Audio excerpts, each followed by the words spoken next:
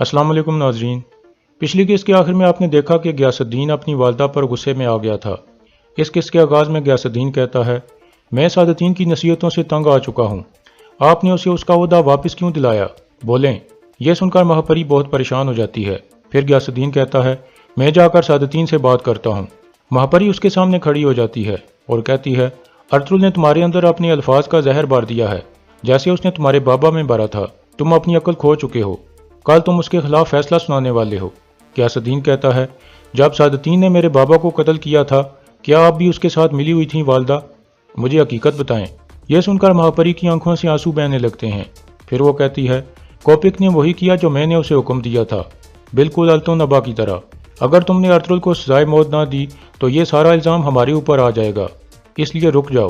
غیاث الدین کہتا ہے، تو میرے استاد التو نبا کا بھی اس میں ہاتھ ہے، ارطغرل صحیح تھا۔ قاتلو، یہ آپ نے کیا کیا والدہ؟ آپ میرے بابا کو کیسے قتل کر سکتی ہو؟ ماہپری کہتی ہے، اگر کرج ارسلان سلطان بن جاتا تو وہ اسی دن تمہارا سر اتار دیتا۔ میرا گناہ بڑا ہے، لیکن میں نے یہ صرف تمہارے لیے کیا ہے غیاث الدین۔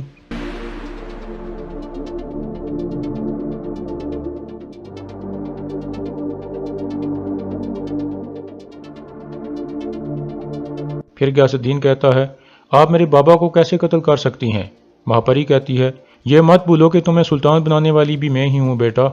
غیاث الدین کہتا ہے، مجھے بیٹا مت کہیں، میں اس دن پر لعنت بھیجتا ہوں جب آپ نے مجھے پیدا کیا تھا۔ ماہپری کہتی ہے، ایسا مت کہو بیٹا، سلطان کو مرنا تھا، کل ہر حال میں تمہیں ارطغرل کو سزائے موت دینی ہوگی۔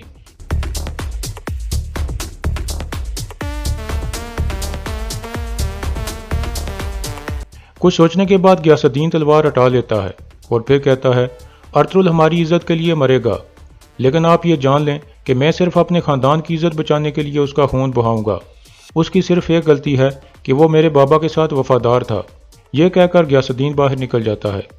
قلعہ جیسر قلعے میں ترگت بامسی اور حکیم ارطو قید خانے میں بند تھے اور وہ تینوں اس بات کا عہد کرتے ہیں کہ چاہے کچھ بھی ہو جائے ہم ارطغرل صاحب کا رستہ نہیں چھوڑیں گے۔ اس کے بعد اگلا دن شروع ہو جاتا ہے۔ کونیا میں ماہپری کہتی ہے، سلطان غیاث الدین کو ہر چیز کا پتہ چل گیا ہے، لیکن میں نے آپ سے وعدہ کیا تھا کہ میں آپ کو بچا لوں گی اگر اس نے کوئی بچگانہ حرکت کی تو، اور میں اپنا وعدہ پورا کروں گی۔ وہ جانتا ہے کہ پہلے اسے میری لاش کے اوپر سے گزرنا ہوگا۔ سعادتین پوچھتا ہے، اور ارطغرل کا کیا کرنا ہے؟ ماہپری کہتی ہے، ریاست کی عزت کی خاطر کل اس کو سزائے موت دے دی جائے گی۔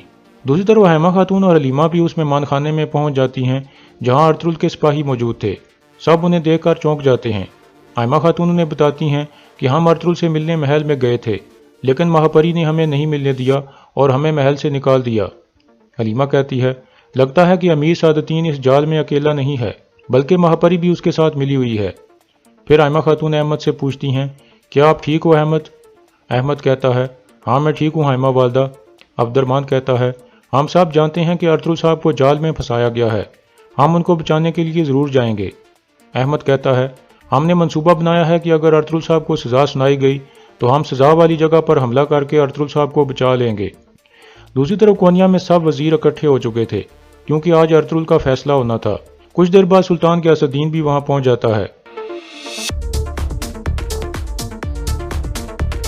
اور تخت پر بیٹھنے کے بعد کہتا ہے، ارطغرل کو لے آئیں۔ اس کے بعد ارطغرل کو اندر لایا جاتا ہے۔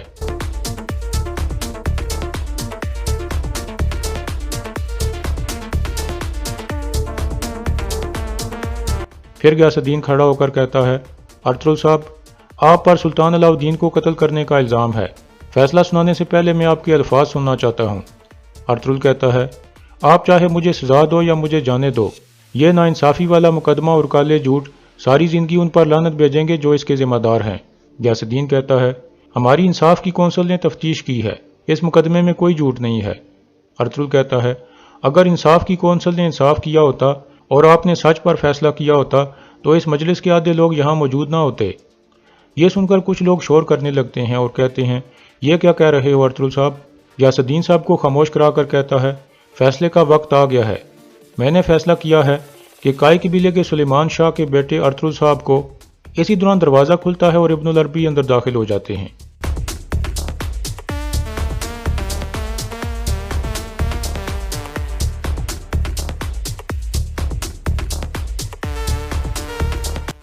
غیاث الدین کہتا ہے، آپ میری اجازت کے بغیر اندر آ گئے، کون ہیں آپ؟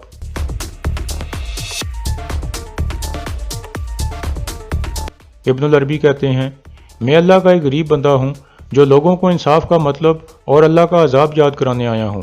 میرا نام ابن العربی ہے۔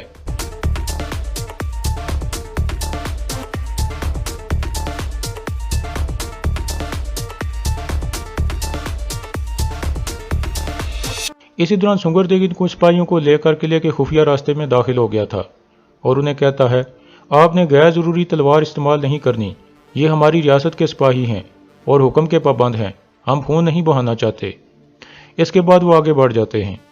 اسی دوران کارا جسر قلعے میں ترک قبیلوں کے سردار پہنچ چکے تھے اور حیران تھے کہ ارطغرل صاحب کہاں ہیں۔ اتنے میں گنلپ اندر داخل ہوتا ہے اور تخت پر بیٹھنے کے بعد کہتا ہے میں قلعے دار گنلپ بے ہوں، میں اہلت سے یہاں آیا ہوں، اب کارا جیسر اور یہ زمینیں میرے کنٹرول میں ہیں۔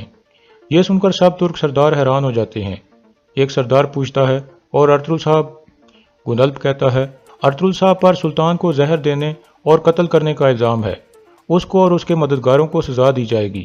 سب سردار کہتے ہیں یہ ناممکن ہے، ارطغرل صاحب ایسا نہیں کر سکتے۔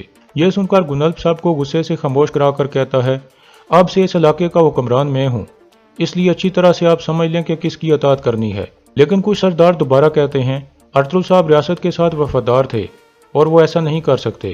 گنلپ کہتا ہے کوئی بھی انسان مکمل نہیں ہوتا، ہماری سلجوق ریاست نے تفتیش کر کے فیصلہ کیا ہے۔ پھر گنلپ اپنے سپاہیوں کو اشارہ کرتا ہے۔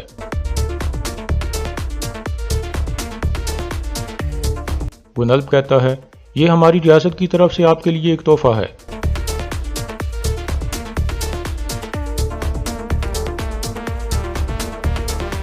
سکے لینے کے بعد ایک سردار کہتا ہے ہم ہر حال میں ریاست کی اطاعت کریں گے۔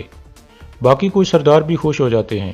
دوسری طرف کونیا میں غیاث الدین کہتا ہے ہمارے مرحوم سلطان آپ کی عزت کرتے تھے، لیکن اب آپ یہاں کیوں آئے ہیں؟ ابن العربی کہتے ہیں میری یہاں آنے کی وجہ آپ لوگوں کو انصاف کا راستہ دکھانا ہے۔ ارطغرل صاحب ایک بہادر آدمی ہیں جو آپ کے والد سلطان علاء الدین کے ساتھ وفادار رہے ہیں اور انہوں نے اپنی جان خطرے میں ڈال کر ریاست کے لیے بہت سی جنگیں لڑی ہیں اور بہت سے علاقے فتح کیے ہیں۔ اب ارطغرل صاحب پر اس طرح کا بہتان لگانا ظلم ہے۔ غیاث الدین کہتا ہے میں آپ کی عزت کرتا ہوں، لیکن تحقیقات ختم ہو چکی ہیں، ارطغرل صاحب قصوروار نکلے ہیں۔ ابن العربی کہتے ہیں تحقیقات میں جھوٹ اور غلط ثبوت بھی ہو سکتے ہیں، لیکن فیصلہ حقیقت پر ہوتا ہے اور حقیقت کو صرف دل جان سکتا ہے۔ کیا آپ نے اپنے دل کی بھی تحقیق کی ہے سلطان؟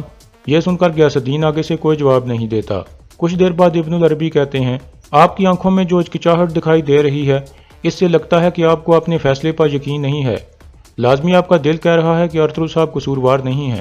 اتنے میں سعادتین بول پڑتا ہے اور کہتا ہے میں بولنا نہیں چاہتا تھا سلطان، لیکن یہ درویش کیسے آپ کے فیصلے پر سوال اٹھا سکتا ہے؟ پھر مہاپری کہتی ہے سلطان علاء الدین آپ کو ایک عالم سمجھتے تھے، لیکن اس کا مطلب یہ نہیں کہ آپ کو انصاف کی مجلس میں بولنے کا حق مل گیا ہے۔ ابن العربی کہتے ہیں ہمارے پیغمبر نے کہا تھا جو شخص ناانصافی کے سامنے خاموش رہے وہ خود شیطان ہے۔ ارطغرل صاحب حق پر ہیں اور ان کے ساتھ ناانصافی ہو رہی ہے۔ یہاں سچ کا دفاع ہم کر رہے ہیں، جو کوئی بھی سچ جانتا ہے وہ اس کا ذمہ دار ہے، اور جو سچ کا دفاع اپنی جان سے نہیں کرتا وہ عالم نہیں بلکہ ظالم ہوتا ہے۔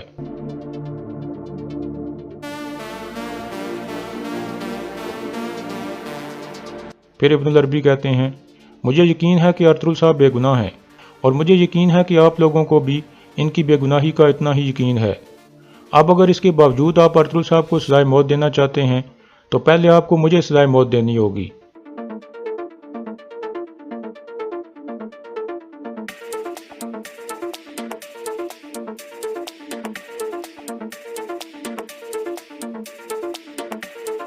کچھ دیر سوچنے کے بعد غیاث الدین کہتا ہے میں نے فیصلہ کر لیا ہے، ثبوت ناکافی ہیں۔ ہمارے مرحوم سلطان کا ارطغرل صاحب پر اعتماد اور ابن العربی کی گواہی کے بعد میں نے فیصلہ کیا ہے کہ ارطغرل صاحب بے گناہ ہیں اور انہیں فوراً آزاد کیا جائے۔ یہ سن کر مہاپری اور سعادتین بول پڑتے ہیں، لیکن غیاث الدین کہتا ہے خاموش، یہاں سلطان کون ہے؟ ہر کوئی اپنی حد میں رہے، میں نے فیصلہ سنا دیا ہے، اب ہر کوئی اسے مانے گا۔ پھر غیاث الدین ارطغرل کو کہتا ہے ارطغرل صاحب کھڑے ہو جائیں، آپ کچھ کہنا چاہتے ہیں؟ ارطغرل کہتا ہے میں امید کرتا ہوں کہ آج ابن العربی کے وسیلے سے جو انصاف یہاں ہوا ہے یہ ہمیشہ قائم رہے گا سلطان، اللہ آپ کی اور ہماری ریاست کی حفاظت فرمائے۔ غیاث الدین کہتا ہے اب آپ اپنے قبیلے جائیں اور مرحوم سلطان کی دی گئی ذمہ داریاں نبھائیں۔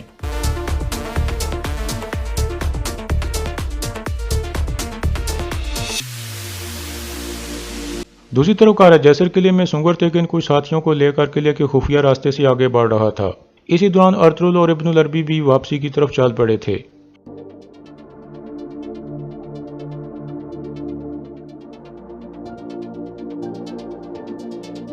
سنگر تیغن اور اس کے ساتھی قید خانے میں پہنچ چکے تھے۔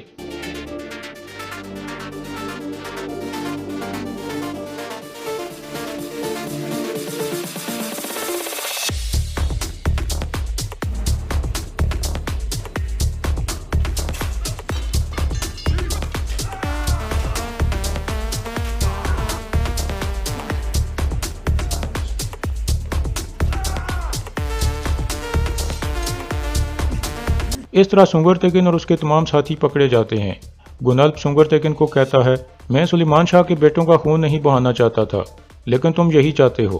پھر گنلپ سپاہیوں کو کہتا ہے، ان سب کو بھی پکڑ کر قید خانے میں بند کر دو اور ان کے لیے بھی پھندے تیار کرو۔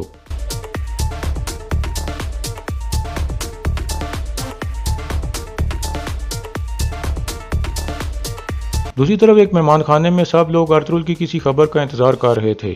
اتنے میں ارطغرل اور ابن العربی وہاں پہنچ جاتے ہیں۔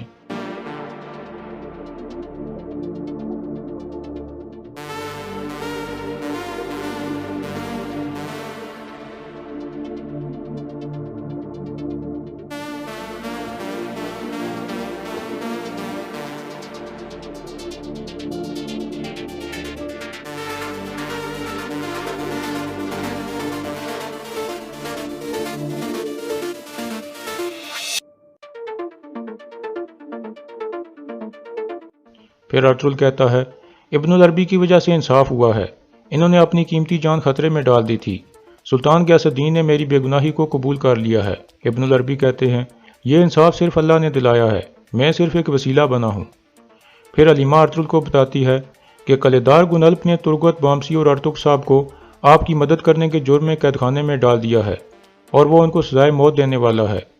ارطغرل کہتا ہے، میں سب جانتا ہوں علیمہ، احمد آپ سپاہیوں کو تیار کرو، ہم فوراً روانہ ہو رہے ہیں۔ قلعہ جیسر قلعے میں حکیم ارطغرل نے سنگر تیغن کے زخم پر پٹی باندھ دی تھی۔ اس کے بعد سنگر تیغن کہتا ہے، میرے بھائی ارطغرل کا کیا بنے گا؟ اگر ہم باہر ہوتے تو اس کے لیے کچھ کر پاتے۔ اتنے میں گنلپ وہاں آ کر کہتا ہے، تم ارطغرل کی قسمت کے بارے میں پریشان ہو سنگر تیغن، آج اس پر مقدمہ چلنا تھا، مجھے امید ہے کہ اس کا فیصلہ سنایا جا چکا ہوگا۔ بامسی کہتا ہے، اگر انصاف ہوا تو میرا سردار واپس آ جائے گا۔ گنلپ کہتا ہے، امید مت رکھو، اس کے لیے پھندا تیار ہے جیسے تم سب کے لیے پھندے تیار ہیں۔ کل کونیا کے دروازے پر تمہارے سردار کو لٹکا دیا جائے گا اور میں تم سب کو یہاں لٹکا کر عبرت کا نشان بنا دوں گا۔ یہ کہہ کر گنلپ وہاں سے چلا جاتا ہے۔ کونیا میں سعادتین کہتا ہے، سلطان نے یہ فیصلہ کر کے ہم سب کو ششدر کر دیا، انہوں نے ایک درویش کو سن کر ارطغرل کو آزاد کر دیا۔ مہاپری کہتی ہے، سلطان نے وہی کیا جو اسے ٹھیک لگا اور ہم بھی ایسا ہی کریں گے۔ التونبا شہزادہ کرج ارسلان اور اس کی والدہ کو قتل کرنے کے لیے روانہ ہو گیا ہے۔ سعادتین کہتا ہے، اعلیٰ، میں ارطغرل سے نپٹ لوں گا، آپ اس کا یقین رکھیں۔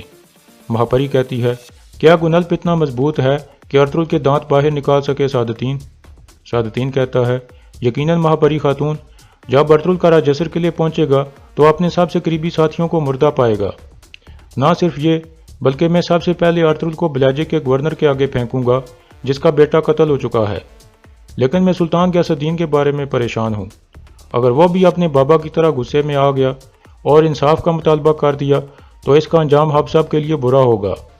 مہاپری کہتی ہے، نہ چاہتے ہوئے بھی اس کے ہاتھوں پر مرحوم سلطان کا خون ہے، اب ہمیشہ میری اطاعت کرنا اس کی مجبوری ہے۔ اور یہاں اس قسط کا اختتام ہو جاتا ہے۔